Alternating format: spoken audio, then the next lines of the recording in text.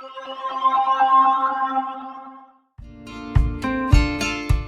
welcome everyone. We'll start promptly at 10 a.m. to respect everyone's time. If you are looking for a Kelvin bootcamp webinar, you are in the right place. If you are looking for another webinar, that would not be us. So hopefully everyone here is looking forward to learning more about Kelvin. We're going to go over some of the basics. I'll go over kind of the agenda today, but Ari, my colleague here, is going to start us off, and I'm Justin, by the way, is going to start us off with a social emotional exercise. I put him on the spot, so we'll see what he comes up with. Fantastic. Welcome, everyone. It is so wonderful to see you all over here. I know we can't necessarily interact with you, but it's really nice to see you all in the attendees list. So my name's Ari. You might be hearing a bit of a different accent. I'm from South Africa. I'm joining you from Cape Town, South Africa tonight for me, hopefully from the morning with all of you. Most of you are probably US based. But really just to start us off is, many of us are coming back from our vacation, from time off at school. And I think, just to kind of kick off into the new year is we should really think about something we're grateful for. And it's always wonderful to share something we're grateful for. As I'm sure many of you know, gratitude has a wonderful correlation with our happiness. And so, yeah, if people want to pop in the chat, two things. Number one, what are you grateful for? And also where you're joining us from. That would be fantastic. So go ahead, pop that in the chat. We'd love to see where you're joining us from and one thing you are grateful for. So for me personally, I saw a magnificent view today in Cape Town, really a 360 view. We were up a mountain with one of my friends and we saw this magnificent view. So that's what I'm grateful for. Maybe the other panelists, the other hosts over here would like to share what they're grateful for today while we start getting in the chat.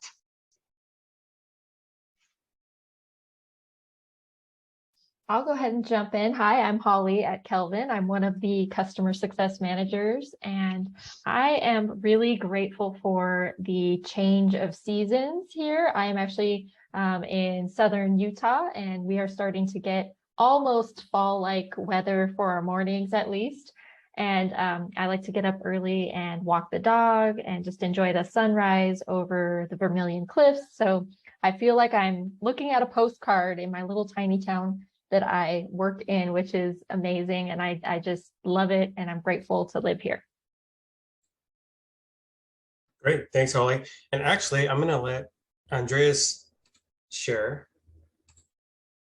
And Andreas, you had something that you wanted to share? Oh, wow. So cool. I was too. Oh, sorry about that. No, it was awesome. I was wondering, how could I get myself on video? How could I unmute myself? And obviously it's the settings that y'all have.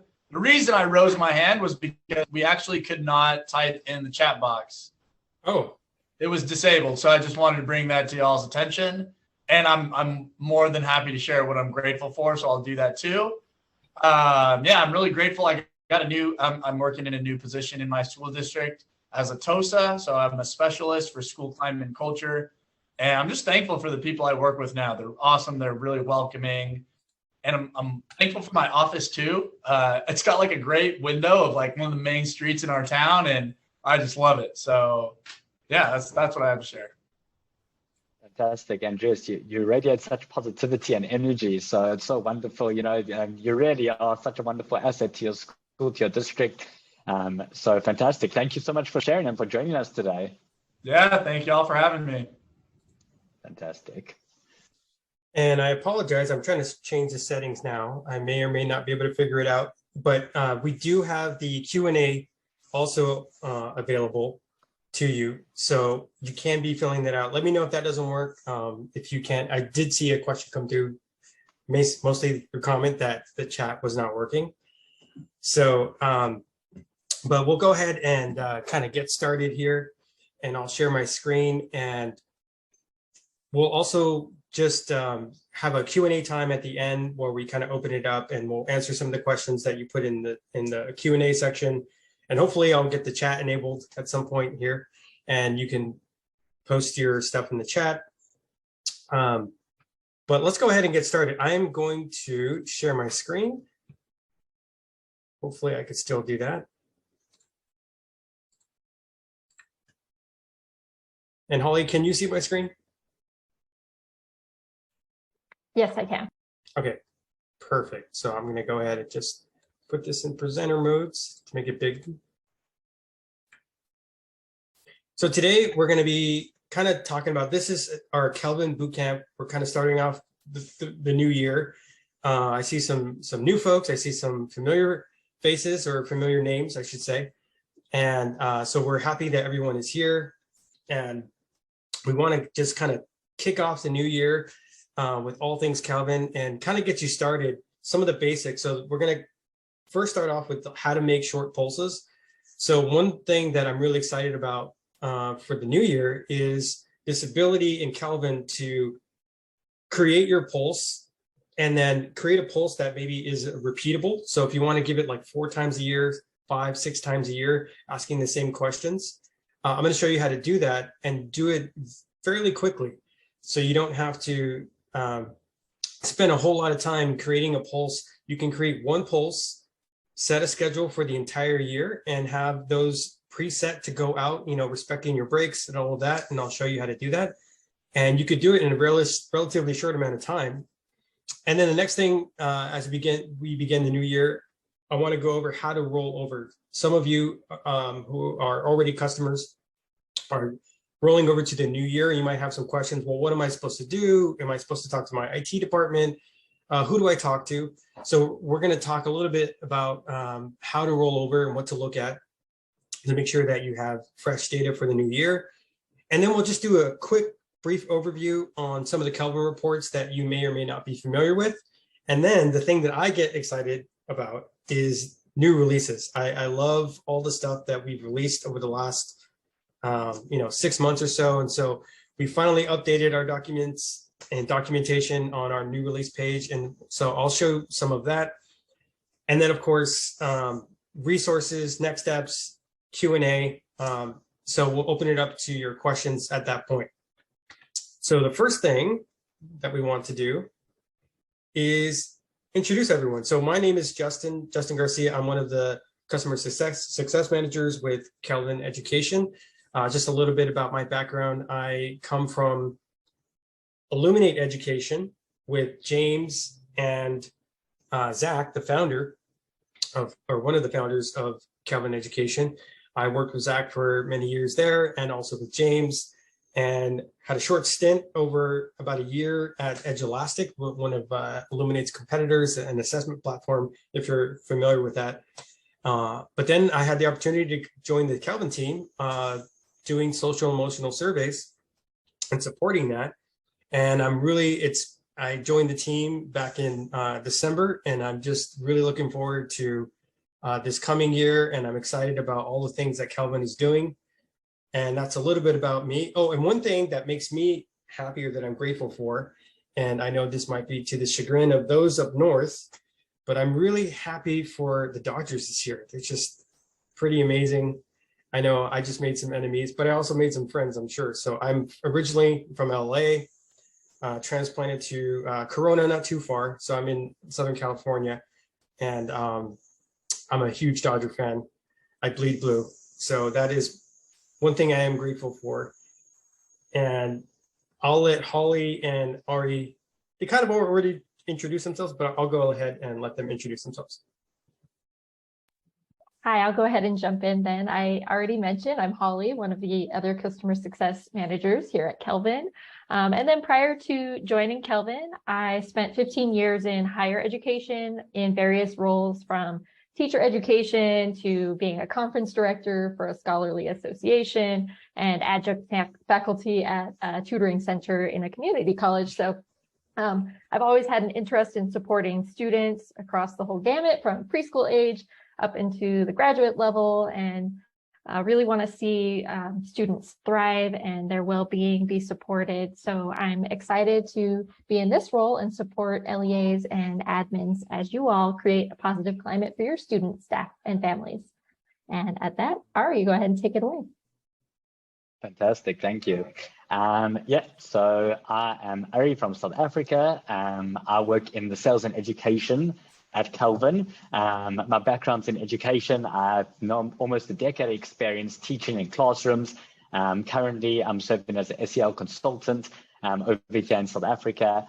And also just currently, well, recently became a social emotional learning coach through the University of Pennsylvania. So that was good fun to study in the States.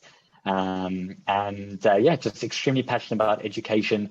If anyone would like to, any of our customers, any of our new customers would ever like to discuss education, discuss surveys, discuss gathering data, that's really what I'm passionate about, to try and help illuminate student voice. So that's a little bit about me, but yeah, wonderful to be here, to be hosting all of you, and can't wait to learn with all you all today. Well, thanks, Ari. Thank you so much for that. And so this is the Kelvin team, and I'm just trying to get something to my teammates here. There we go. So those that are not present, Zach, he's in the upper left-hand, right-hand corner over here. Zach, he's our one of the co-founders of Kelvin Education, and then you've already met Holly, and James is also, he's one of our he's one of our bosses, Holly and I's bosses. James, he does everything with the data. He does a lot of the back end work, and so we're really grateful for James. And Clyde also helps out on our sales team. And then, of course, you've already met Justin and Ari. And then Josh is one of our newest members of the team, and he is kind of a utility person. We use him for everything. But one of the things that we're really grateful for is that he's an animator, and we have some really cool things that are going to come out this year. Something called Boogie Birthdays, which Boogie will pop up when you have when it's someone's birthday, because we have that information, and wish that student a happy birthday. And Josh is one of the persons behind making that responsible, and we're really grateful for that. We're really excited about that feature that's going to come out later this year. We'll definitely let you know when that's going to be released, but we're really excited about that. But I'll go ahead and move to our next slide here.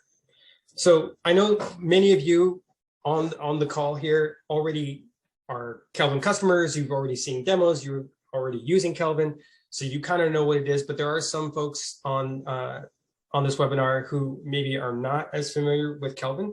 So what is Kelvin? Just a brief summary. We are a survey platform that gives short, frequent, research-based surveys delivered throughout the year to help you collect, understand, and act on feedback about social and emotional learning, culture, climate, mental health, and instruction. So if you're familiar with Boogie, he's this little dog here, and Boogie pops up for students when they take a survey. And we are primarily a Chrome extension. So if you're wondering how do we administer these surveys, it's through Chrome. And so a student will just be sitting or doing or working or whatever they're doing on their computer. Boogie will pop up, as you can see in the bottom right corner, and then start asking you questions. And so you can use questions from our question bank, or you can use questions, custom questions. And that's really one of the things that separates Kelvin from other platforms, is the ability to create your own questions. So you have both options. So if you don't feel as confident, like I don't know what research-based questions to ask, we have those in our bank. And if you do have a team that wants to ask those questions, you can also create custom questions, especially around student voice. That we'll have an example later on from Rim of the World, where they noticed that there wasn't really a tool for student voice. And that's what they primarily use Kelvin for, is to give a voice to students, to hear feedback from them, to ask questions about the climate, the culture, the school, their classroom environment, all these kinds of things, social, emotional type of questions about our students, so that we can get that feedback. And then as school administrators, make changes in response to the feedback we get from students. So the first thing we're going to kind of dive into is how to create Pulse. So when you create a Pulse, there's an option at the top, and we're going to jump into the live in a second. So I don't want to spend too much time making this a how-to. I kind of want to talk more about the value of it, but I want to just briefly show you how it's done. So you could essentially create a pulse in less than 5 minutes by just going into Kelvin, and I'm going to show you an example from the live in a second here. But you can just click on that pulse tab at the top of your screen once you're in Kelvin. And then when you click on that, you'll get an option to either create a student, a family, or a staff pulse. So if you're importing your contact information from your students, you can create a family survey. Obviously, you'll be importing your student information, so you could create a student survey, but you can also create a staff survey. So we hit all 3 areas, so student, family, and staff. And then once you've created your pulse, you can set your schedule for the year. So the screen looks something like this. So you might want to start off with like, well, when do you want to give this pulse? So let's say, I don't want to give it the first day of school, but I'm going to give it, the second weekend or something like that. So let's say I choose September 1st. Then I'm going to set the window of time here. So maybe I only want it during school hours when kids are on their Chromebooks. So I'm going to set it from 8 to 3. And then this is what I'm talking about. If you use this custom repeat feature, and we'll look at it in the live, but this is what it looks like. And you could set it for every couple weeks, every couple months. So if you set it for every couple months, it kind of already gives you a calendar.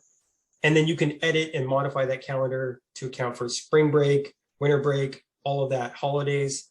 And then you can kind of set it and forget it. And once you create your schedule,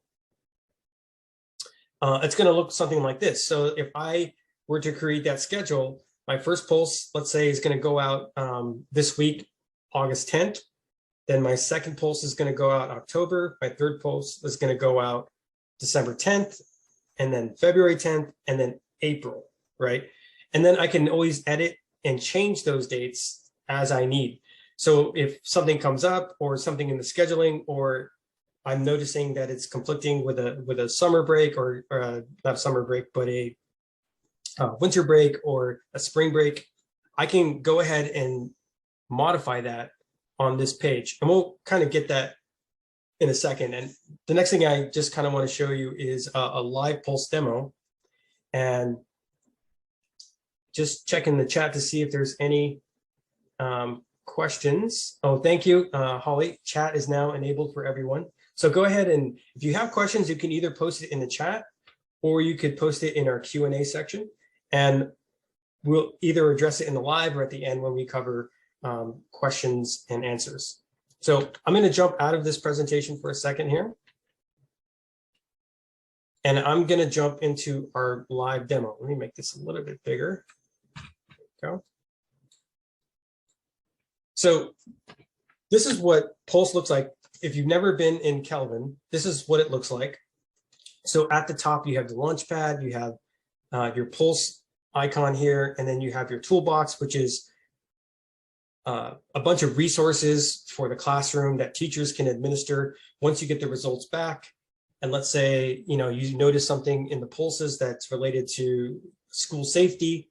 There's an issue there. You can go into the toolbox and find resources around school safety that whether it be classroom activities, whether it be a short lesson or an exercise that students can do in the classroom to practice maybe self-awareness or something like that. So that's our toolbox.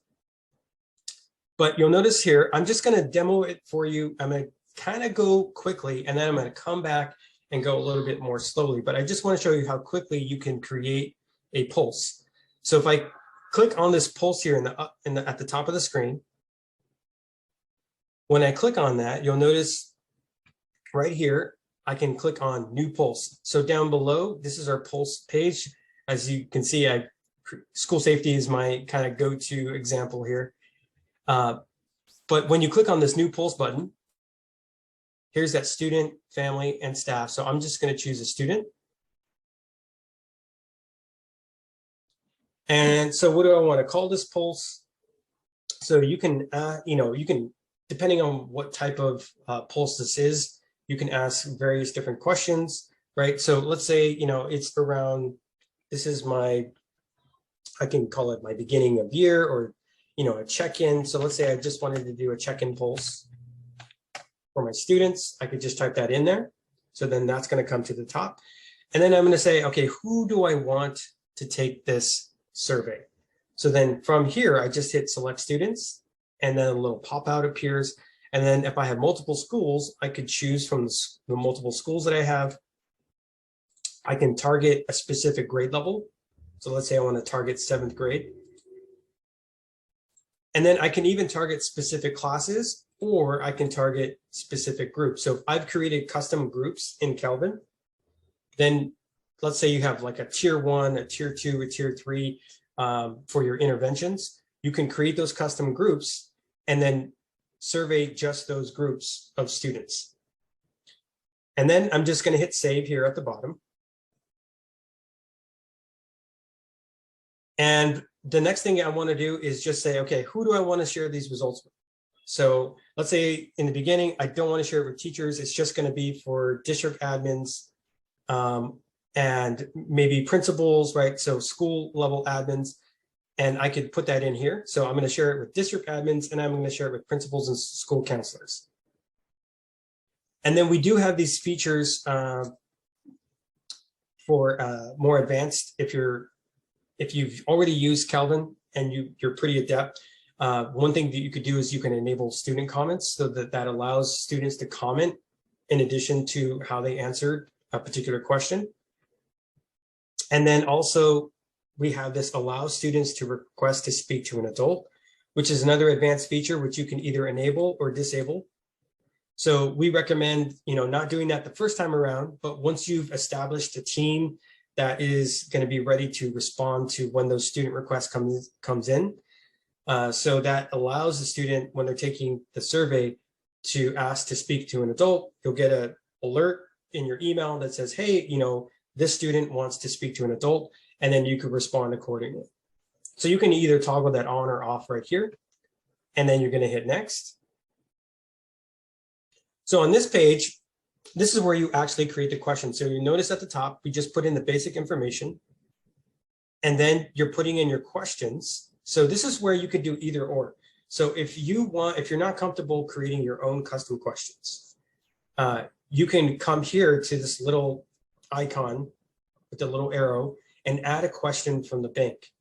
So let's say, I'm doing a check-in question and I want to look around. So I can either search in the search bar here, and I can search for, let's say I'm looking for something on bullying. And then so all the questions having to do with bullying come up here that we have in our bank. So I can just easily add and pull from here. Or if I don't want to do a keyword search, I can actually look by category. So again, we have those research-backed questions like from CORE, or we have them coming from the U.S. Department of Ed. So for example, from the CORE set of questions, which is aligned with CASEL, the 5 competencies of social and emotional learning. So you might have one around growth mindset that you want to add to your question. So you might want to ask, I'm capable of learning anything. So I can add that as a question. I can change my intelligence with hard work. So you can see how it's just automatically adding here. So now that I've added these questions, if I click into them, you'll notice this is a Likert question. But if I did want to change it, I could modify something, and you'll notice it already has a category, or what we call a dimension, that categorizes for reporting purposes, so that when you look at your survey after the fact, you know that these are the questions that had to do with growth mindset, and it gives you an overall favorability score. And when we talk about favorability, in the question itself, it's noted by this little star. So if something is starred, this is a favorable answer. If it's not starred, then it's either not favorable or neutral. So you could see there's a number of different types of questions. There's Likert, there's open-ended questions, there's checkbox, multiple choice. So let's say I did want to create my own custom question. I would just simply hit this little plus sign. And then from here, I could choose what category. So let's say it's going to be a fun question, right? So I might want to ask something like, and I'll make this an open-ended question. What is something fun you did this last summer? Right? So now this is an open-ended question that I'm going to ask my students because I just want to have a fun question. I want to learn something about them at the beginning of the year. So I can create a number of different questions. Again, I could pull that from the bank, and I could just pull it straight from the question bank, those research-backed questions, or I can create custom questions of my own. And as you can see, you could do a multiple choice, you could do checkboxes, you could do open-ended, or you could do Likert. And depending on what type of question, you're going to get different types of responses, whether they're comments or whether it's like a favorability score. So the ones that are favorability scores or tied to favorability scores are those Likert scales. So if you're looking for a favorability score, you definitely want to choose a Likert scale, and then you would rate your questions accordingly. So I know I'm kind of going through this, but we also have, as Ari mentioned, we have resources around this. And if you need help creating your survey or thinking of questions for your survey, reach out to us and schedule a time with us, and we'll go over it with you. We'll show you the questions that we have in the bank. If you're looking to create like an LCAP type question, if you're based in California, we do have, if you look in the categories, we have categories for LCAP that are around LCAP reporting. So we do have a number of different banks in here. So here we go with the US Department of Ed. So we try to categorize and make it easy for you to find these questions. But if for whatever reason, you're not seeing what you would like, go ahead and reach out to us. Send us a note to hello@kelvin.education and reach out to us. And then you can schedule time with us and we will go over individually with you on your questions. So once you've kind of developed your questions and you have, let's say I'm only going to create like a set of 3 questions here. And one thing to note, so these are all around growth mindset. So one of the examples that we're going to talk about with RIM is they choose every year, RIM of the World School District, Unified School District, every year they choose a dimension or a social emotional competency to focus on. So it could be something like growth mindset. It could be something like love and belonging, responsiveness, right? So all of these different ones, or it could be a custom dimension that you've come up with, your team has come up with, that you want to ask those questions. So once you've developed those questions, or once you've kind of categorized them, you can focus on that area. So when you're looking for your student voice, what do I want to hear back from students? Be thinking about those dimensions. Be thinking about those social emotional competencies that you want to focus on, and then have your questions around those areas. So then now I'm just going to hit next.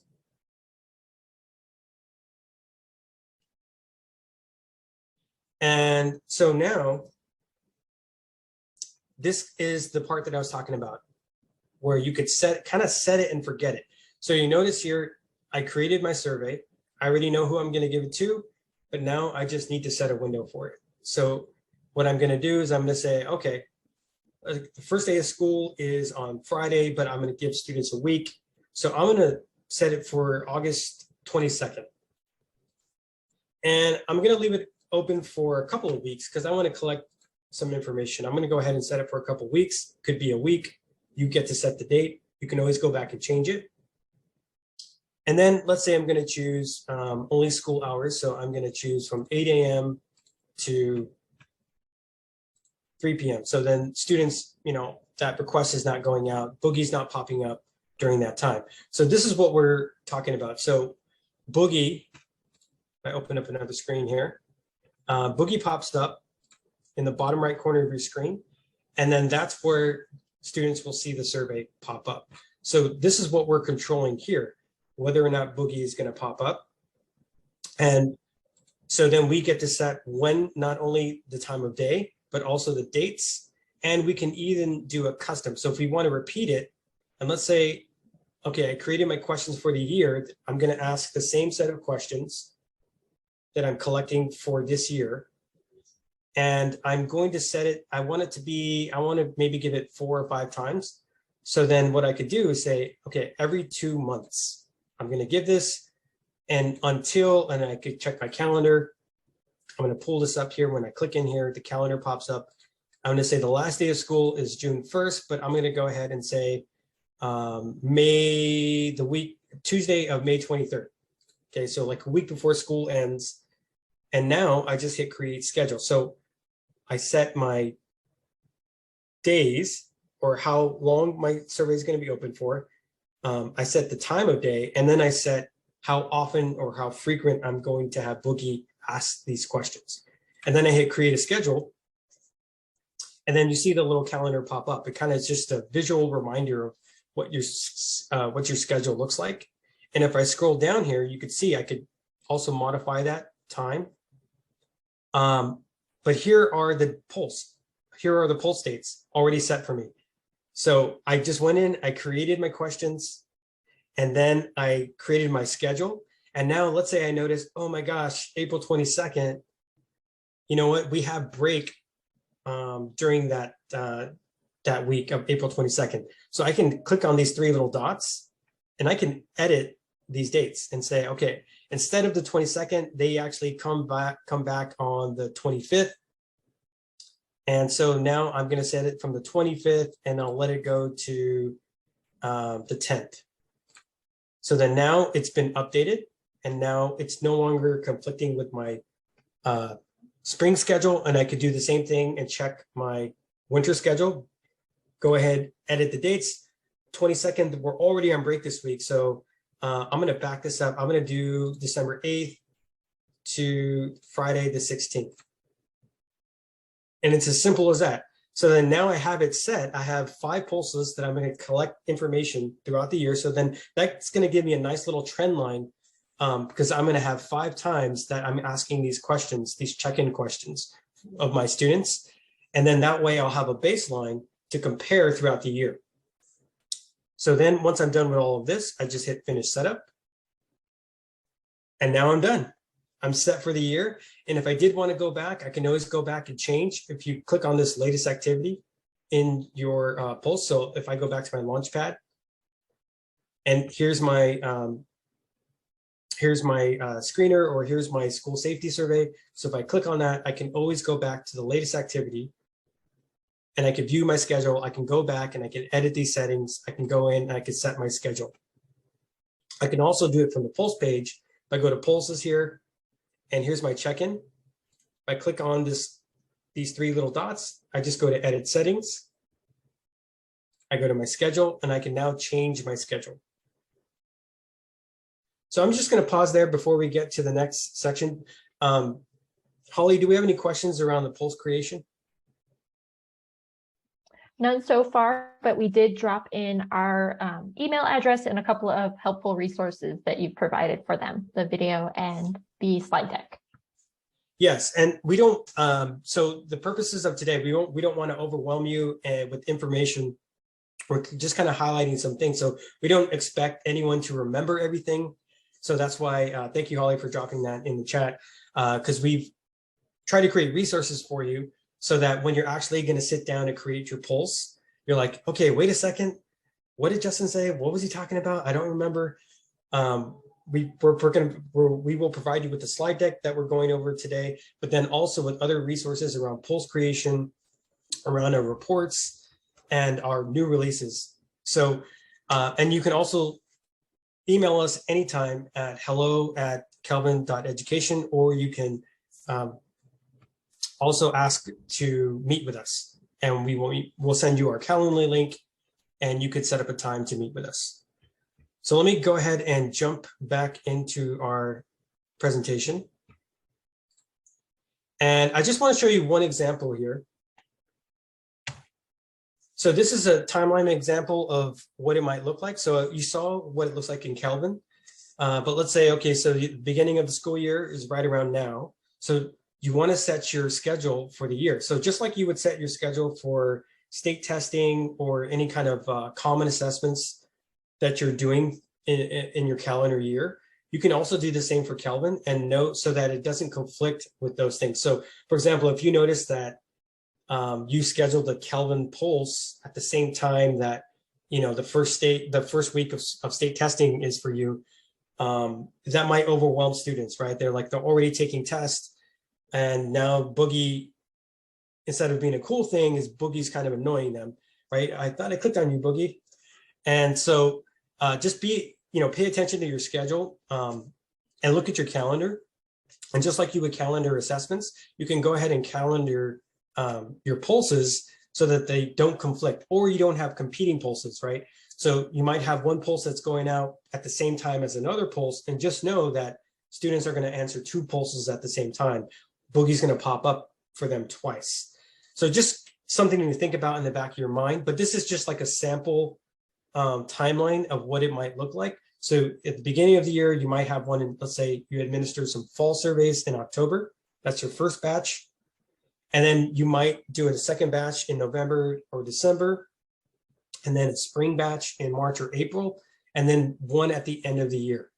So one example that we have from Rim of the World is they have this, their cycle of inquiry. So they give a Kelvin pulse, as you can see here on the left. So then they collect that data for every 4 to 6 weeks. So their schedule is every 4 to 6 weeks. And then they meet with their teams, their PBIS teams. They analyze that data. They share that with teachers. The teachers analyze their classroom data. And then in terms of action items, the PBIS teams and teachers make instructional decisions based on the student data that they received. And then, as you can see, some of their actions that they do is they use the Kelvin toolbox, and they also use SEL instruction in the classroom to address the things that they saw in their pulse. So for example, if they saw that bullying was an issue, that might be something that they're now aware of. And so now they're going to talk about bullying in the classroom, or when they meet with the counselors, it's going to be something that the counselors talk about. And then the last part for their process is reflection. So how well have we achieved our desired goals? So when we set out to, one of their goals, I know for RIM, was hearing from the students, because one thing that they noticed when they gave the initial surveys out was that the feedback they got from the students is students felt like they had no involvement in the decisions that are being made for them.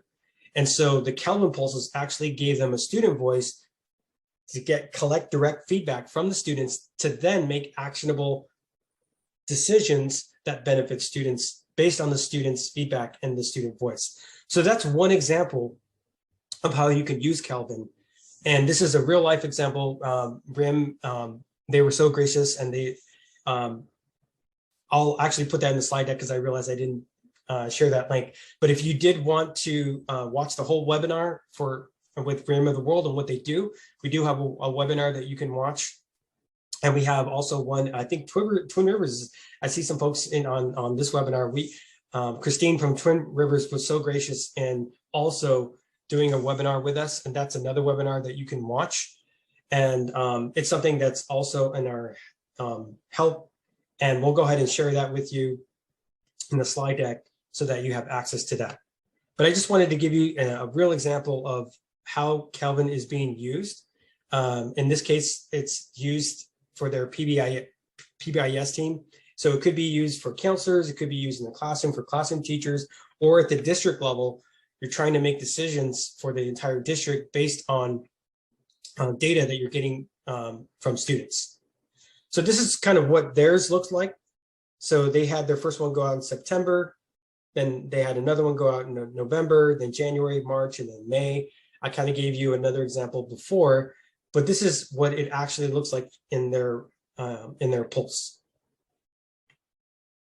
Okay, I'm going to pause there to see if we have any other questions. Oh, thank you so much, Holly. Holly posted the links to the webinars. So we are actually, and we have about 5 minutes, 10 minutes left of the presenting part because I want to leave part for questions. So I'm actually going to go over this next part a little bit quickly. But one concern that you might have as part of our Kelvin Bootcamp is rolling over to the new year. So I'm going to kind of transition us from creating surveys to rolling over. So the cool thing about creating the surveys is even if you haven't rolled over, you could still create your surveys and set it for the next year. Because with Kelvin, you can do that. Rolling over, the only thing you have to worry about is your students. So we're going to roll over students from last year to this year. So how do you do that? Well, primarily in Kelvin, there's two ways. So the first way is to check your Clever sync. So if you are using Clever with Kelvin, which many of you are, you're going to want to log into your Clever account. And so this is maybe something for your IT department. And I think we'll share something in the chat, a link to the chat in the chat to share with your IT department on what they need to do in terms of syncing with Clever. But when they log in, you might notice that you're out of date because you turned it off for the summer, which makes sense, right? Not to be importing outdated data over the summer. So you might be out of date. You'll see a little notice here. So when you log into Kelvin, or excuse me, when you log into Clever, you're going to click on the sync icon in your settings. And then within sync, you're going to click on settings here. So you're going to go to sync and you're going to go to settings. And then you're going to check your dates. So you need to make sure that your start date is aligned with your roster. So if you're still doing your rosters, then you could set it as a future date when you think it's going to be ready. So you're just going to want to set your start date and your end date. So the end date is going to be the last day that you sync with your in your SIS with Clever, because that's where we're pulling that data from. And then you're just going to hit update. So those are the two things that you need to do. So it's not super complicated. You're just going to go into your Clever settings. You're going to hit the sync icon, go to settings, and then you're going to check your school dates. And then if you have paused it, you're just going to unpause that. You're going to put your new pause start date. So if you wanted to pause it, let's say, you know, the end of the school year is June 5th, then you're going to go ahead and put June 5th as your pause start date. And then you know that the first day of school next year is going to be September 1st. Then you would put your pause end date at September 1st. So then you can kind of set it and forget it, and then just hit update, and you should be good to go. And that's all you really need to do, because we do the rest on the Kelvin side. And if for some reason you're not syncing, just again, hit us up at our support, and we'll help you with that. So that's it for Clever. And then for those of you that are importing directly, maybe you're using Aries, or maybe you're using an SIS and you're using flat files. So if you're uploading flat files to an SFTP server, you'll just need to go in. Again, this might be something for your IT department to do. You're just going to go to our server, and we'll post that in the chat as well, how you log into your SFTP site. But if you have already set this up, basically you just need to make sure that you're giving us fresh files. So you go into the SFTP site, upload your new files. And again, we have resources on how to do this. I'm just showing you what you need to do. And then once you do that, then we will automatically import that data into Kelvin. So if you're having any trouble at all, or you forgot where your credentials were for how to sign in to the Kelvin SFTP site, just email us at hello@kelvin.education. And I know I'm going kind of quickly through this. And I'm actually going to just briefly talk about reports, because I really want to get to your questions and answers. So we have that rollover information for you. If you've never seen Kelvin reports, if you're new to Kelvin, one of the great things is I showed you how to create the pulses, but then what do you get after is you have Kelvin reports, right? So you have a number of different reports, And again, this is in their slide deck, which we will share with you. So one of the reports, probably our most popular report, is the heat map report. So what is the heat map report? It's basically a color-coded table that will instantly show you, it draws your eyes to those areas of need, right? So we can see the more bold the red, and I think it's actually, I need to update this screenshot because we changed it from a reddish hue to now it's an orange hue. And so the more orange it is, the darker the orange, the more unfavorable those responses are from the students. And then you'll notice here for the darker blue, the darker the blue it is, then the more favorable the response is. And as you can kind of see on the left-hand side, here is where you're going to see those greater discrepancies. That's where you're going to see, these are your subgroups. You can run it by subgroup. You could run it by grade level. You could run it by demographic, right? But in the subgroup report here, you could see if you're importing your data, all of your demographic data, you can see it by race, you can see it by gender, you could see it by any kind of custom groups that you've created. You can also see the breakdown there. So this is what you get. So for example, in this example, the overall here is 58% favorable for all students. But you'll notice here for the American Indian population, at which looks like there's 4, it's kind of small. The overall favorability is only 46%. That's pretty low. But then as you look at your population over here, so overall for responsiveness, you're doing pretty high scores, 67 and even 59% among your groups here.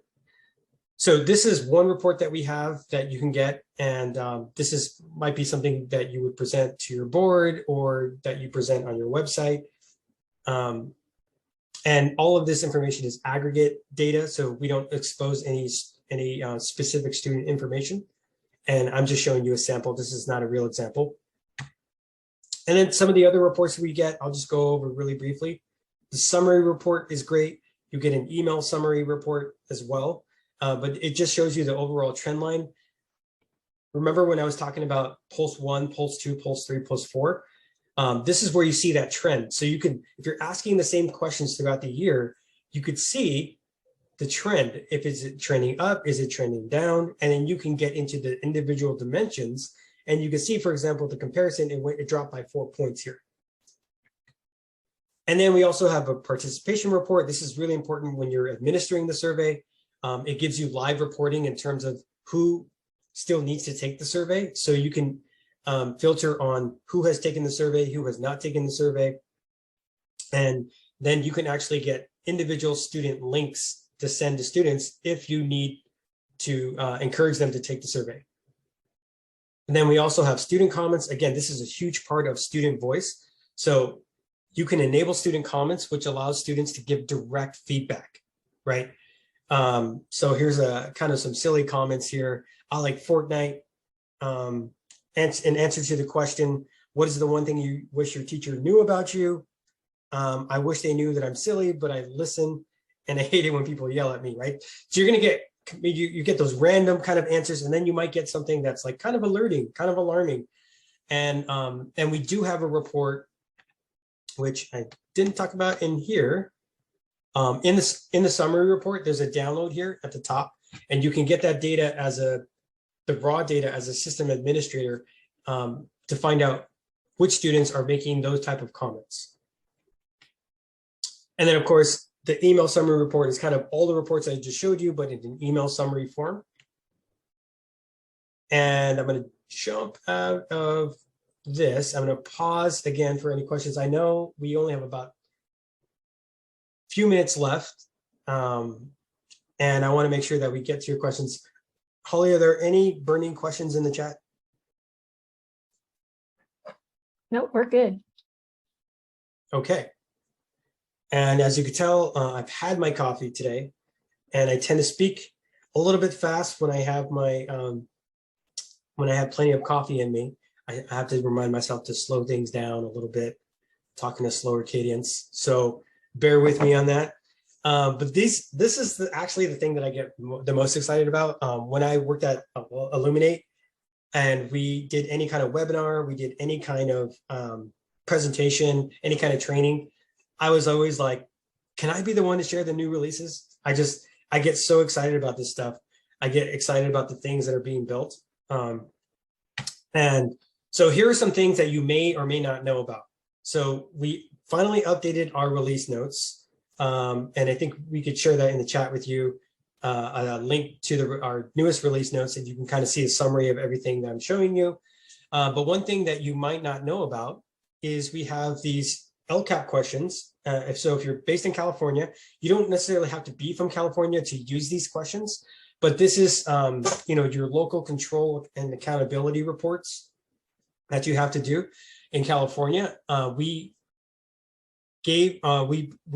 collected questions from various sources, and we kind of put them together and have an LCAP theme. So when you're going in to add questions, we have LCAP type questions in our question bank. And Ari was actually the one who worked on it. And Ari, did you want to say anything about this?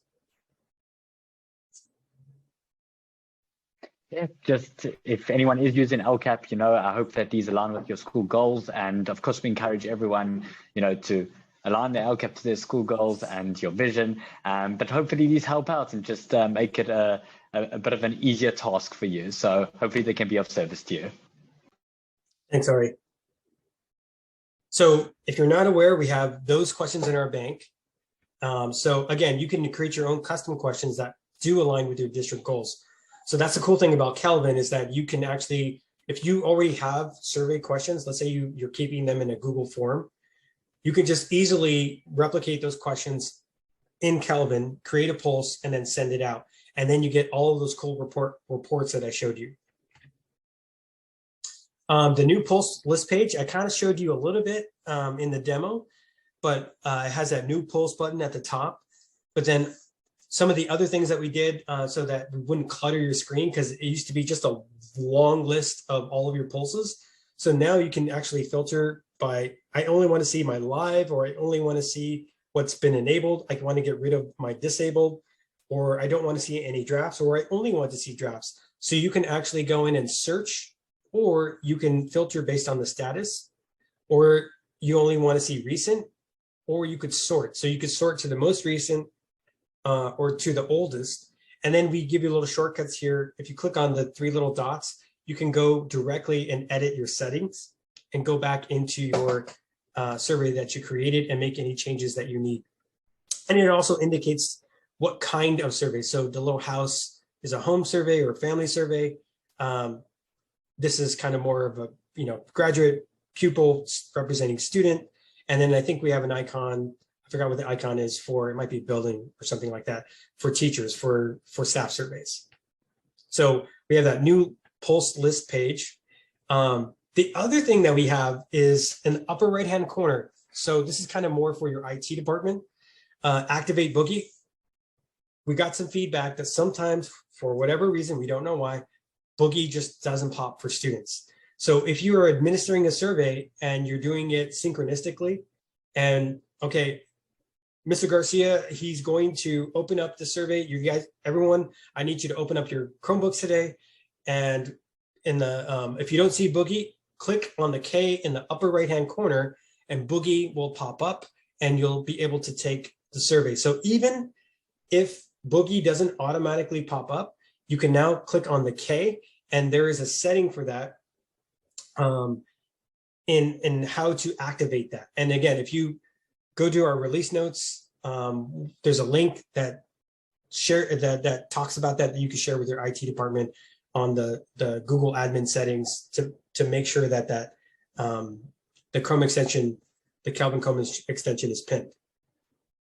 Okay, next one, backup option for students. So let's say you have the Chrome extension is working great, but my 3rd graders only use iPads. Well, in response to you all, feedback from you all, you needed another way to log into Kelvin. So now, as a backup, instead of sending an individual survey link, you can actually just send in Google sign-in. You can send them to kelvin.education.com. And all a student has to do is sign in with Google, and then automatically Kelvin is smart enough to know to send them the survey. So the survey will pop up for them, and they will be able to take the survey based on signing in with Google by sending them the link. And it's a general link, so you could post it in Google Classroom, you could post it in Canvas, or whatever student-facing program you're using.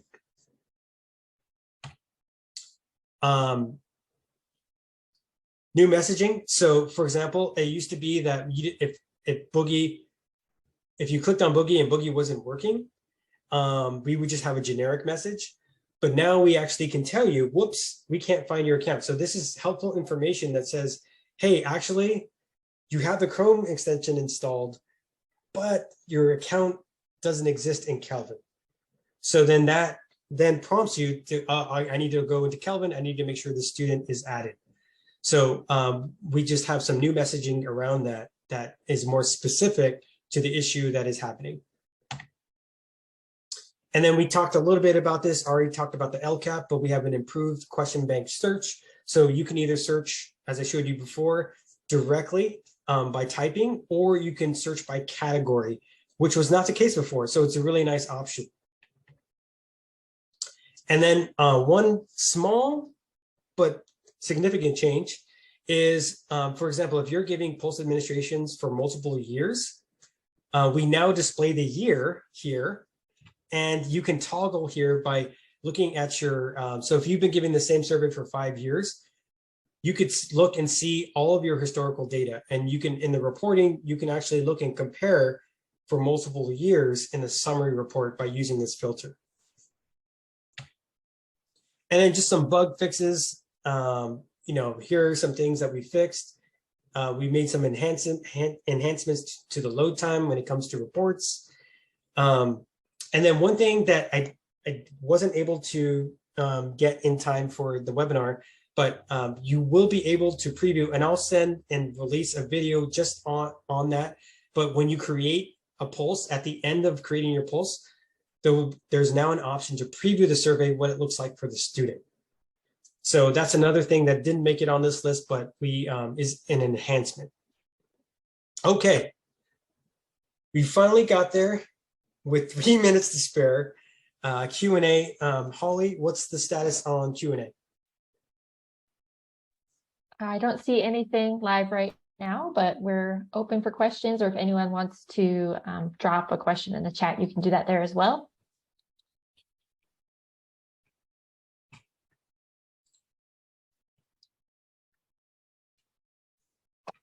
Okay, we do have a question. I often receive my Kelvin request to speak with a counselor a month later. What can I do to get my request right away? Can you check to see if my account is working? And yes, we can work with you to see what is happening with these requests. And next question, are there already pre-made surveys in Kelvin? Great question, and we're glad Ari's on. Ari might have some feedback on that one. Yes, so we're actually working on creating some pulse templates right now, which hopefully will be released soon. So, if you want to measure your growth mindset, if you want to measure school climate or culture, we're going to try also the 5 Castle competencies in terms of self-awareness, self-management, social awareness, all those competencies. We're going to try have one survey to measure all of them. But yes, so beyond our question bank, which you can already go and put in those questions, we're going to hopefully have an easy way for you to just click on one button and release those templates out to you. And those are also going to be completely editable. So if you like one question, if you don't, you're going to be able to manage them around. That is in the works. And hopefully it'll be of assistance to you. If you do need a survey on anything, also please feel free to reach out to us. Let's say you want to do a survey on growth mindsets and self-awareness together. We're happy to provide you questions. We have questions in our question bank, but we're happy to help you with that work. So yeah, hope that helps you out. Thanks for asking the question.